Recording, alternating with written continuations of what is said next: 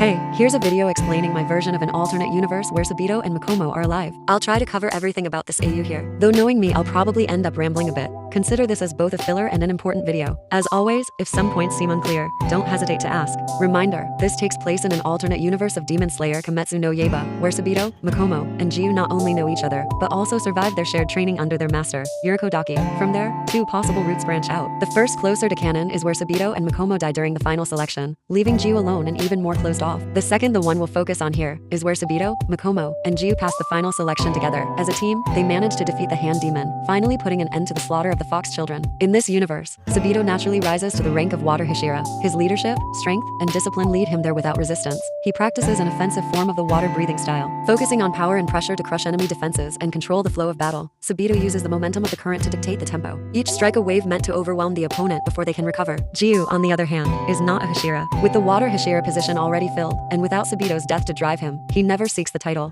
He instead refines his own form of water breathing, centered on stability and counterattack. This style relies on perfect rhythm control and internal energy management. Jiu absorbs pressure, neutralizes the enemy's flow, then strikes precisely when the momentum fades. It demands patience, timing, and endurance over extended fights. Makomo follows the same technical lineage. Her approach, however, is more mobile and unpredictable. Focused on speed, agility, and diversionary strikes, Makomo uses rapid breathing transitions to overwhelm defenses, creating a rain of precise, unpredictable cuts. It's a style that demands sharp rhythm reading and high energy expenditure, balanced by constant movement. But wait, Tulsi, what about Giyu's technique? Dead calm?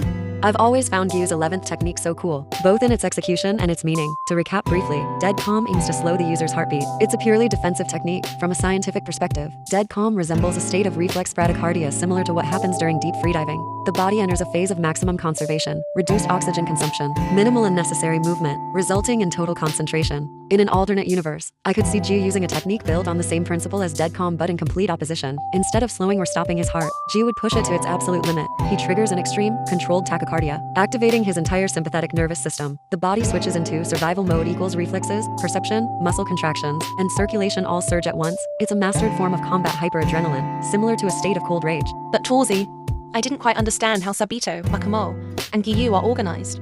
No problem. Some Hashira have designated demon slayers whom they directly supervise. This system, while rare, is permitted and already exists implicitly. For example, Shinobu with Kanao, or Uzui with his Kunoichi. As the Water Hashira, Sabito leads his own unit composed of Jiu and Makomo. Both are officially registered as members of the Water Division, placed under his direct guidance.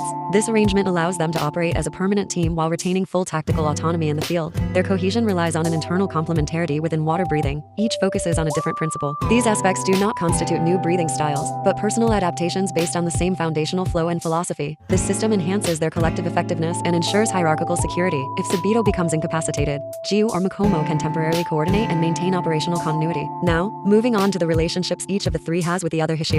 Since I tend to yap a lot, I've condensed everything into short, simple sentences, just the bare minimum to understand. If needed, for a deeper understanding, I can provide longer, detailed explanations about each of their relationships. Okay, but Tulsi, how would episode 1 play out in this universe? What would the trio's relationship with the Kamado siblings look like? In this alternate universe, episode 1 largely follows the original storyline. Tanjiro's family is attacked by a demon, and Nezuko is the only survivor. The scene diverges with the arrival of the trio, Sabito, Makomo, and Jiu. Sabito acts first, immediately aiming to eliminate Nezuko without hesitation. Tanjiro instinctively steps between her and the Hashira, which surprises and temporarily disarms Sabito. Makomo then intervenes to hold Nezuko without harming her. Jiu, calm and reserved, observes the situation carefully, weighing the risk before intervening. Tanjiro pleads for his sister's life, and Sabito is the one who delivers a stern speech that pushes him to act. When Nezuko overcomes her instincts to protect her brother, Sabito recognizes that this demon is different and chooses to spare her. I think I've covered the main points needed to understand this alternative universe. Of course, it's not complete, and some things will likely be modified, added, or removed. Thank you again for being so patient with my rather irregular video schedule, and we'll see each other in the next video.